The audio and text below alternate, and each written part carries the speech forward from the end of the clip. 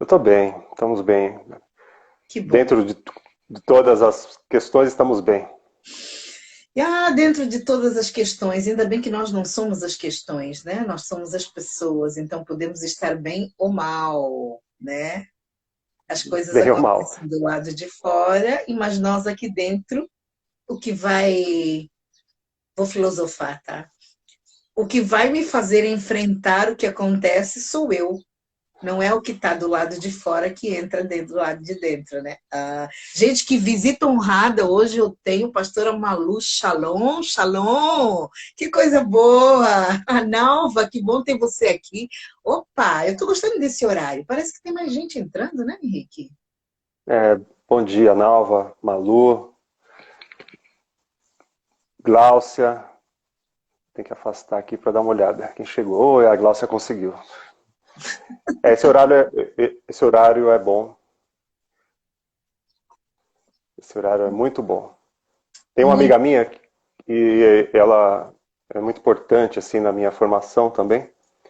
Ela dizia assim que tirando a dor de existir, tá tudo bem. Uau. E essa é uma perspectiva interessante do instante que nós estamos.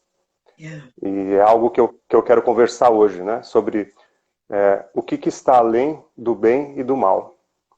Não sei se já posso começar a falar, ou a gente Pode. aguarda um pouquinho. Você está Pode? entusiasmado para falar sobre isso, né? Gente, ele vai falar de um assunto hoje que eu não sei ainda, tá? Mas como nós enriquecemos com o Henrique e não com a Leonete, então a Leonete está aqui tentando tirar o tesouro que está dentro do Henrique. Mas antes dele começar a falar, deixa eu falar para vocês e vou deixar registrado aqui. O Henrique tem uma nova rúbrica sobre ler, né? Eu acho que hoje nós ouvimos mais do que lemos. Então, a proposta é que ele leia num vídeo. Por isso que eu quero pedir que vocês entrem no nosso canal do YouTube, que é o Universo da Psique. E lá nós vamos colocar esses vídeos. Eu também já estou preparando alguns livros para eu ler. Olha só, vocês não têm noção como vai ser eu fazendo resenha de livro. É uma experiência nova, Henrique, eu nunca fiz isso. Mas eu quero fazer assim, porque tem muitos livros que eu acho que nos enriquecem também.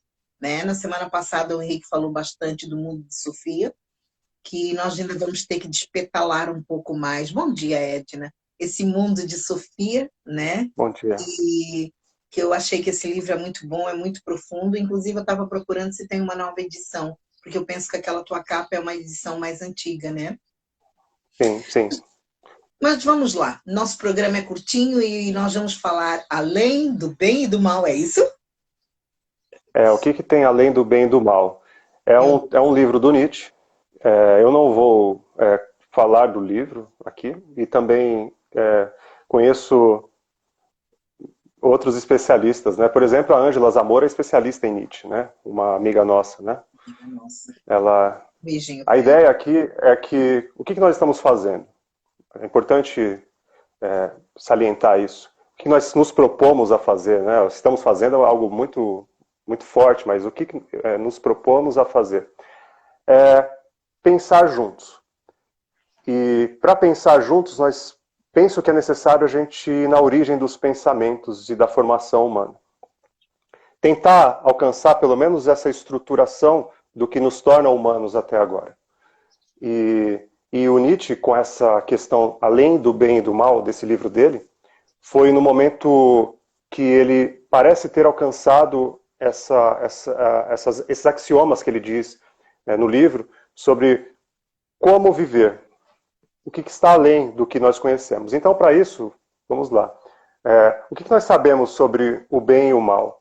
Tudo que nós sabemos sobre o bem e o mal é nos colocado, é nos imposto. E aí eu vou retornar, por exemplo, a cultura sumeriana. Na cultura sumeriana, que a gente tem que ir retornar. O que está mais próximo de nós seria o cristianismo, o judaísmo, uma ideia de bem e de mal. Né? Mas para retornar um pouco mais distante, antes deles, dos hebreus, nós temos o povo sumério. E esse povo sumério tinha uma ideia de bem ou mal. E por exemplo, na cosmologia deles, a ideia de que eles tinham uma entidade, um planeta, que chamava Nibiru. E esse Nibiru tinha um rei, que chamava Anu. Esse Nibiru e Anu, em algum momento da formação do cosmos, ele colidiu com um planeta chamado Tiamat. E Tiamat é cortado ao meio. E Tiamat, então, se torna a Terra depois. E o que isso significa para eles? Tem duas leituras. Uma delas é que isso é um evento físico, realmente aconteceu, e outra é um evento de estruturação psíquica. Ou seja, a primeira ideia de mal e bem começa quando esse planeta colide, ou seja, com esse Tiamat, que é um tipo de alguns dizem que é um tipo de dragão, outro é um planeta mesmo, tá? E dessa colisão forma-se, então, o cinturão de asteroides que nós temos hoje aqui no nosso sistema solar. E esse sistema solar, que é físico, mas na história deles, esse conto ele tem a ver com a formação do bem e do mal. Ou seja, uma força que vem colide com algo que existe e tira tudo da sua organização.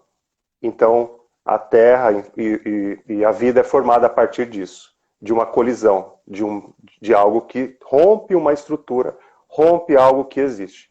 Então, nos contos, no Egito, nós vamos ter uma ideia de bem e de mal. Na própria narrativa bíblica, em Isaías, nós vamos ter, se eu não me engano, 45, o próprio ali, eu não sei, de Senhor, não sei se é o Yahvé que está falando, mas o Senhor ali dizendo que ele faz o bem e faz o mal. Então, toda a história humana, nós temos um início para algo que nós vamos dizer que é bem ou mal. E nós passamos a viver a partir disso. Esse é o ponto importante.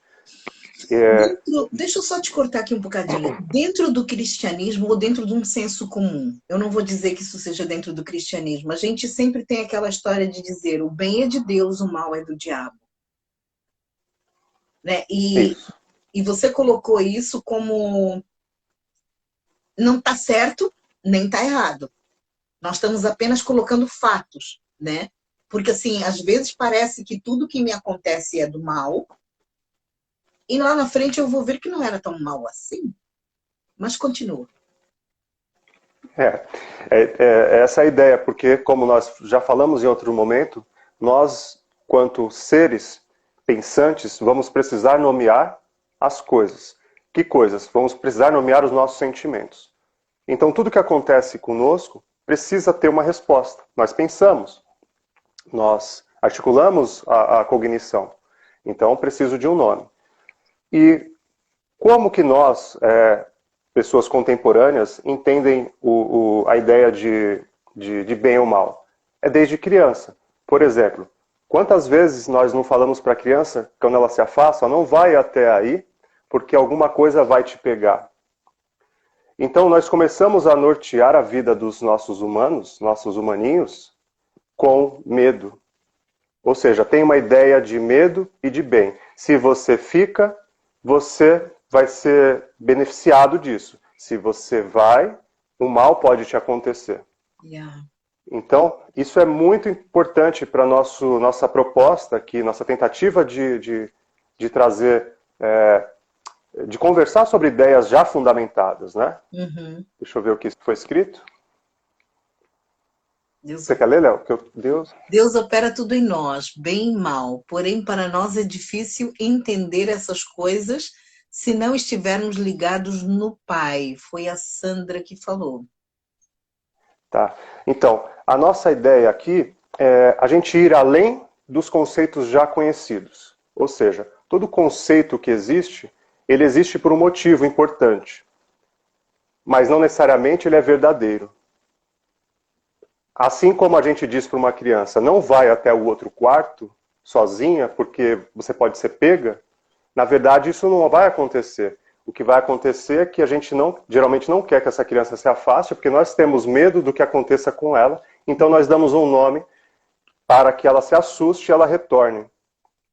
Nossa, Henrique, então, olhando dessa forma, nós estamos muito malvados com aquilo que a gente faz para as crianças, porque nós já colocamos no mundo deles uns resultados que vai travar, porque o medo trava. Você não vai lá porque vai alguém te pegar. Né? O famoso boi da cara preta pega esse menino que tem medo de careta. Agora, alguns mais ousados vão vencer essa barreira. Vão dizer assim, vou lá, quero ver se ele vai realmente me pegar. E de repente ele chega lá, ninguém lhe pegou. E ele viu que não era exatamente isso. Mas isso é uma maneira que a gente tem de manipular. E é isso que você está dizendo, né? As nossas verdades hoje como adultos, nós temos esses conceitos dentro de nós, porque alguém disse para nós, e nós achamos que é isso mesmo que é o mal, né? Exatamente. Então, nossa formação histórica e humana, ela geralmente está enraizada nesses conceitos de uma ideia de bondade e de maldade, de existe algo ruim e algo bom que pode acontecer com você se você se afasta de uma determinada ideia, ou se você procura conhecimento. Então, esse primeiro tema que eu estou trazendo, né, que a gente está aqui discutindo, que seria um axioma, o que está além do bem e do mal? A primeira pergunta, né, o que está além do bem e do mal? E eu quero discutir isso com você, com vocês, né? O que está além do bem e do mal? O que pode estar além desse medo imposto sobre nós em relação à vida? E eu vou fazer uma afirmação que foi um pensamento que eu tenho tido e vou compartilhar com vocês. Então, o que pode estar além disso? O tempo. Então, o tempo, ele é algo que é permanente. Ele continua. Ele se modifica, no sentido de ele sempre existiu, existirá, e ele permanece. O tempo permanece diante de todas as coisas. Quem conta o tempo somos nós, mas ele continua soberano sobre tudo. Yeah. Então, além do bem e do mal, além dos conceitos humanos, nós temos o tempo. E o que é o tempo?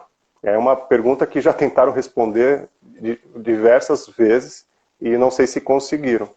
Mas a gente pode pensar no tempo quando a gente perde alguma coisa, ou a gente não conquista algo, ou queremos algo.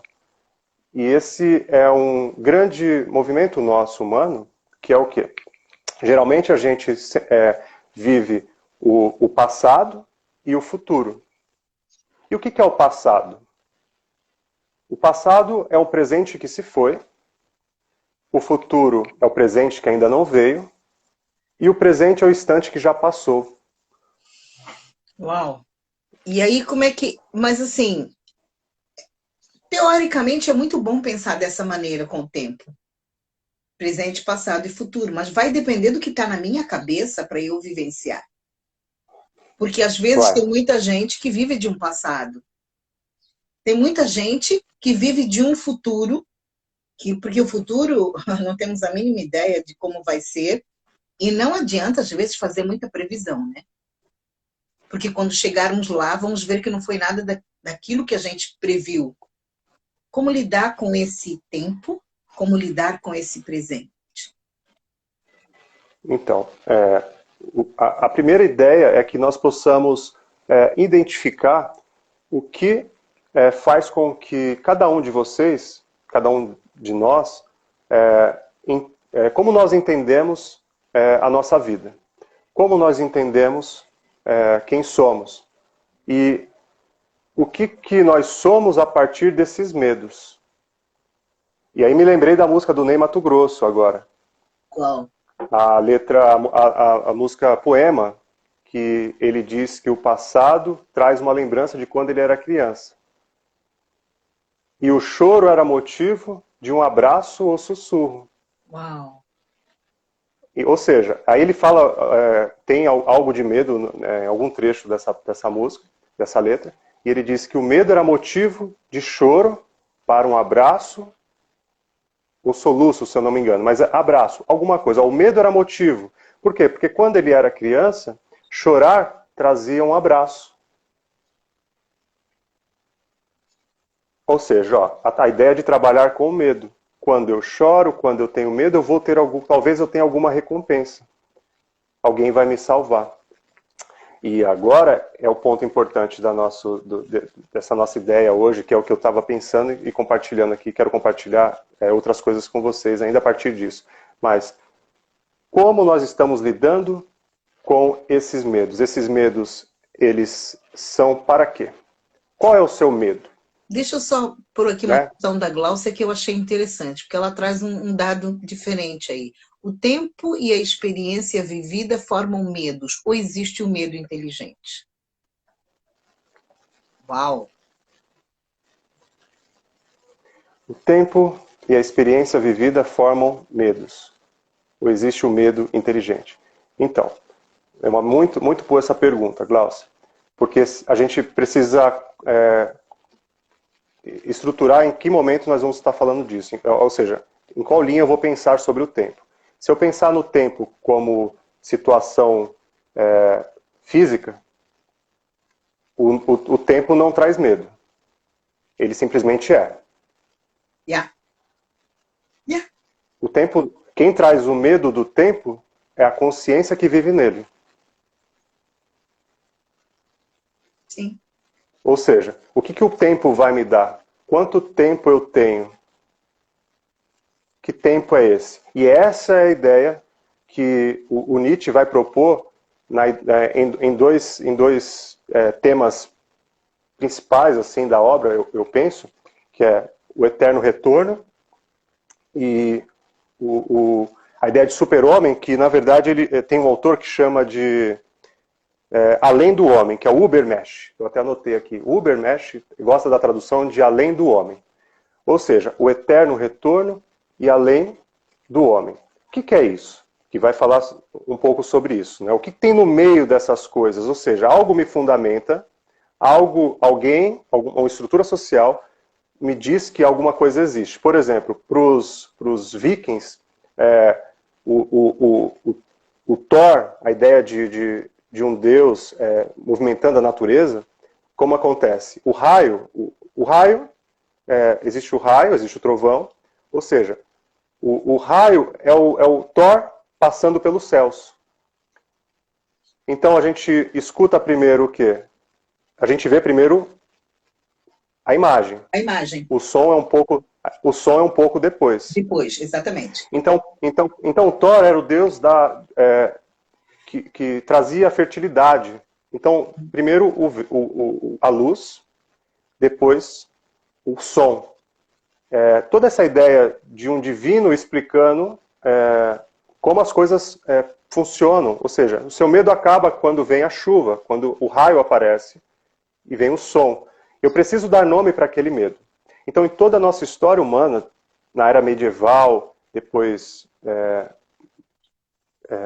primitiva, medieval, moderna, contemporânea, a gente foi mudando a nossa perspectiva sobre como os fenômenos acontecem. E como a gente nomeia essa nossa impotência, essa nossa insignificância da vida. Porque o que traz o medo, como a Gláucia aqui está perguntando, o medo é a falta de conhecimento, nessa perspectiva que a gente abriu.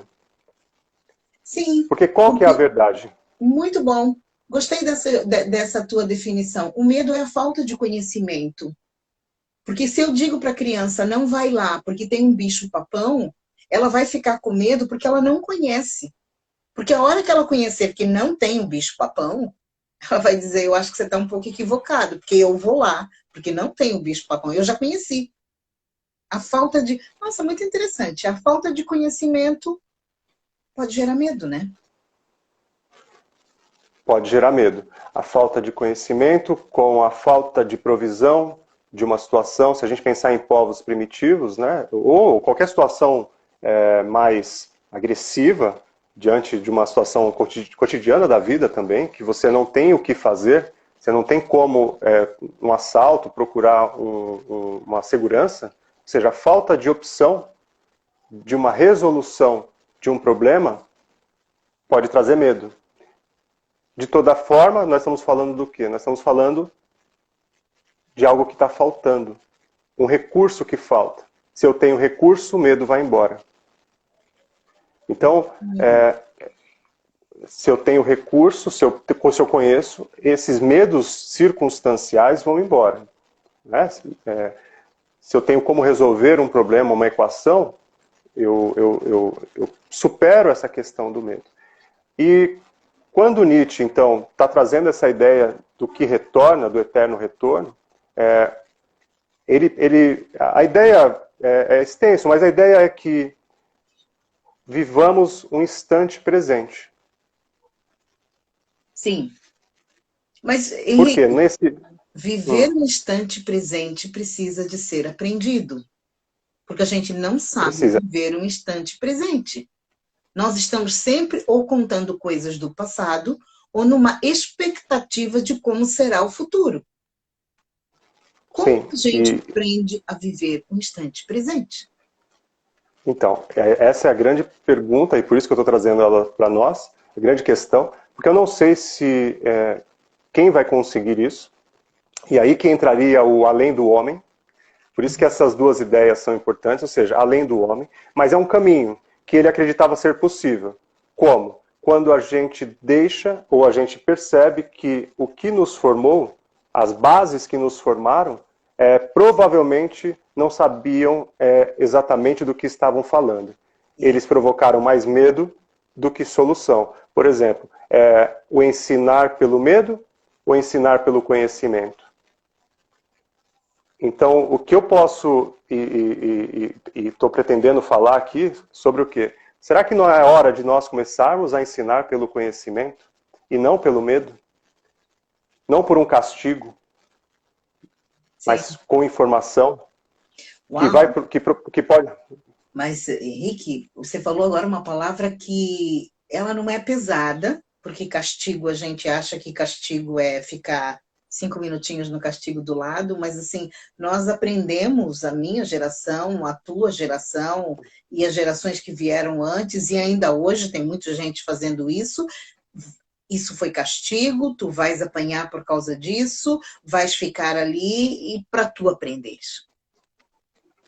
Então, nós ainda temos muito ensino por castigo e não por conhecimento. Eu diria que 99% da nossa educação ainda é assim. E por isso esse momento nosso, né, com todos vocês que pararam nessa manhã para estar conosco, para a gente discutir sobre isso, para pensarmos sobre isso.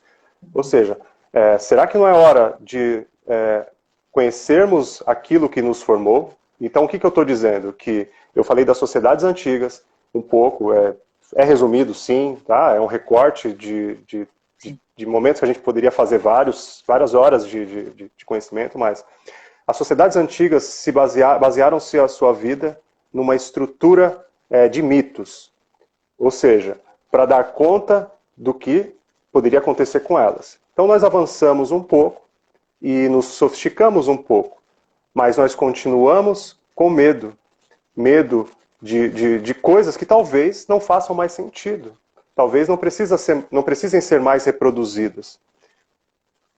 Possamos agora olhar para o conhecimento. É um tempo onde tanta informação, tantos axiomas já foram quebrados, já foram desfeitos.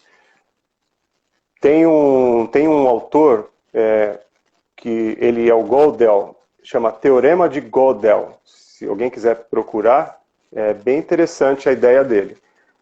Ele teorizou isso já, tá? O que ele diz? Que mesmo que um axioma seja verdadeiro, ou seja, o que é um axioma? É uma frase inicial, uma afirmação. Seja verdadeiro. Então ele faz como se fosse uma representação de um cacho de uva. Então assim, uma linha de cima de bolinhas das uvas, né, dos cachinhos. A primeira uva é uma verdade dita. Por exemplo, existe um medo depois de uma porta. Ou seja, é uma afirmação que uma determinada pessoa pode dizer, ela tem a boca, quem tem boca pode falar o que quiser. Mas mesmo que isso for verdade, quando você chega lá, você já é uma outra pessoa. Então esse axioma deixa de ser verdadeiro. Ou seja, o que ele está nos dizendo? Que mesmo que uma afirmação seja verdadeira, quando você percorre esse caminho, você se modifica. Então aquela afirmação deixa de ser verdadeira. A questão eu estou disposto a deixar essas verdades que já não precisam mais neste momento? Ou eu quero viver de uma eterna expectativa de um retorno de um momento passado? No futuro. E eu nunca vivo o presente. Por isso que a gente não cria. Porque a criação, ela é em cima de uma... Tem uma pergunta muito boa aí, dos Pione, que eu não sei se é a Ju, se é o Paulinho, eles só puseram sobrenome, mas eu gostei dessa pergunta deles. Você leu? As duas coisas não são As igualmente duas coisas. fundamentais? Qual coisas? Conhecimento e disciplina? É, é a pergunta que ela está falando. Então, Mas deixa eu só terminar tá. essa coisa que eu entendi brilhante, até no poder da criação. Porque a gente hoje talvez não crie momentos novos, não fazemos coisas novas, porque... Ah, é o Paulo, doutor Paulo, que bom tê-lo aqui. Opa, ele faz perguntas. Você podia... Olha, eu vou te entrevistar uma vez, viu? Eu gosto, esse é meu amigo. Oi, Paulo. É, ah, muitas vezes, as nossas questões de não conseguir criar é porque nós estamos amarrados a conceitos que trazemos por trás. E não inovamos. E eu não estou falando de inovação de uma ideia brilhante, é inovar as nossas próprias vidas. Dá cor, dá sentido, dá tempero. E talvez a gente fica agarrado nessas verdades, nesses medos que trazemos conosco, né? Sim. É, é, é interessante isso, mas vou tentar responder a pergunta do Paulo primeiro. Conhecimento e disciplina. É uma questão que pode ser pode ser interpretada com silogismo falso, Paulo, dependendo de como a gente coloca. Por exemplo, o que nós vamos chamar de conhecimento? Depende da linha que eu vou pensar. Informação que se transforma em conhecimento, informação praticada pode ser conhecimento. Não necessariamente a informação ela é verdadeira, ela pode ser falsa. E disciplina? Disciplina, disciplinar, corrigir. Então, para avaliar essa questão da disciplina e do conhecimento, eu tenho que avaliar, eu tenho que pensar em quem está dizendo e de onde veio essa verdade. Então, temos muitas questões diante dessa pergunta. Porque o que eu posso designar como certo ou errado pode não ser a verdade. É por isso que esse teorema de Gödel, ele traz esse novo momento. Mesmo que uma pessoa diga que algo é verdadeiro, ela pode se modificar com o tempo, com a mudança. Então deixa de ser verdade. Eu não sei se eu respondi, mas eu gostei dessa questão e a gente pode abordar isso numa outra questão, convidá-lo, o Dr. Paulo, aí, Com para certeza. falar com a gente. Com certeza. Então, Porque, assim, essas questões, elas demoram, mas a proposta do Henrique é exatamente essa, porque não é uma resposta pronta. Cada um encontra a sua resposta. Eu não posso dizer, olha, faz isso que vai dar certo assim. Vai depender do que você trouxe, vai depender do que você tem hoje e vai depender se você está disposto, né? eu vou entrar um pouco mais nessa questão da questão da disciplina. Eu acho interessante isso. Quando uma determinada sociedade, né, então a gente vai chamar o passado que existe no presente, né, que a gente vai chamar de presente, de conservadorismo, por exemplo. Então, o que se conserva? Aquilo que deu certo. Nós temos, por exemplo, os 3,5 milhões de anos quanto humanos, como a espécie em pé. Há 3,5 milhões de anos, o nosso comportamento funcionou. Nós estamos vivos. Ou seja, isso deu certo. A partir da década de 60, 50, 60, nós começamos um novo momento humano. Ou seja, pós-guerra, a vinda do Woodstock, adolescentes. É bem ampla essa questão, né? Porque pós-guerra, o que aconteceu na guerra? Os adultos e os líderes destruíram o mundo, destruíram as pessoas e mataram jovens e crianças. Esses jovens que não foram para a guerra, ou pós esse momento, decidiram o quê? Que os adultos, então, não sabiam o que estavam fazendo. Então eles falam, não vou crescer, e isso torna o movimento adolescente recente. Ou seja, a adolescência vem desse momento onde uma criança que precisa crescer no sentido de que ela precisa continuar para dar forma ao mundo, dar forma à vida dela, e ela precisa de exemplos para isso. Ela precisa de uma estrutura que fala para ela, ó, é bacana ser grande, enfim, ser adulto, e nós devemos continuar. Mas nesse momento, então, a história nos mostra que aqueles adultos com a informação e com a responsabilidade de continuidade, mataram muitas pessoas. Ou seja, aqueles que podiam olhar e se negar a continuar nesse caminho, falaram, não, eu não vou ser esse adulto. Então eu não vou ser nem criança nem adulto. Então o fenômeno adolescente surge daí. Uhum. Ponto. O que isso nos mostra? Que a ideia de conhecimento e de disciplina ela pode ser questionada agora. Não podia, mas agora pode. Porque agora não tem mais uma horizontalidade, agora é vertical. É vertical. Aqueles temas que a gente já falamos, né? Yeah. Então, eu acho que hoje, Léo, não sei quanto, acho que... Já estamos terminando. Acho que já estamos. Eu trouxe... Você gosta dos temas complexos, mas eu te deixo viajar como você quiser. Mas eu achei bom a pergunta do Paulo, porque tem a ver com essa ideia do além do bem e do mal, porque se a gente entender que toda uma ideia, todo o conceito que nós tivemos de disciplina, de estrutura social, tudo está formado a partir de conceitos, de axiomas, que são pedras fundamentais na nossa existência, mas são conceitos que talvez já estejam ultrapassados. Mas eles nos mantiveram vivos. Exato. Isso é importante. Então o novo também precisa de uma cadeia, de uma rede de informações, de conhecimento, para entender que o que possibilita a mudança foi o que existiu até agora. Uhum. Então eu não posso negar o que passou, faz parte da nossa estrutura, o que nós somos. Então toda essa cadeia de mitos de origem de religiosa, seja qual linha você fez parte, e nós hoje, praticamente todos, temos a influência judaica cristã, mesmo não sendo. Mesmo não sendo, verdade. Mesmo não sendo, somos influenciados por essa estrutura. O nosso calendário é gregoriano, né? E é depois de Cristo. Então tudo que nós pensamos durante o dia, durante a nossa vida, tem a ver com o passado.